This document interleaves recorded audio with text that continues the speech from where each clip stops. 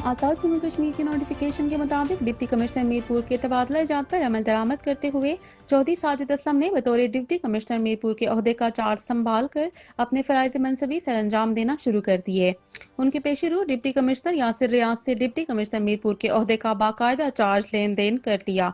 इस सिलसिले में डिप्टी कमिश्नर के कॉन्फ्रेंस रूम में बाकायदा चार्ज लेन देन की खूबसूरत तकरीब मुनक्किद हुई।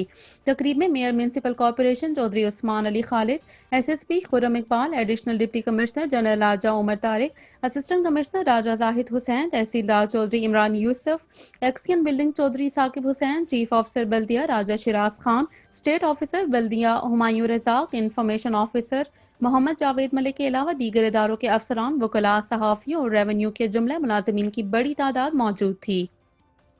डिप्टी कमिश्नर चौधरी साजिद असलम ने अपने ओहदे का चार्ज संभालने के बाद खिताब करते हुए कहा कि तबादला जात सर्विस का हिस्सा है। बतौर डिप्टी कमिश्नर मुझे हुकूमत ने जो जिम्मेदारियां सौंपी हैं उन पर कानून और आइन के मुताबिक पूरा उतरूंगा और हुकूमत की नुमाइंदगी पूरी जिम्मेदारी के साथ निभाऊंगा। किसी भी जायज़ काम में ना खुद रुकावट बनूंगा, ना अपने मातहत अफसरान और मुलाजिमीन को किसी जायज़ काम में रुकावट पैदा करने की इजाज़त नहीं दूंगा।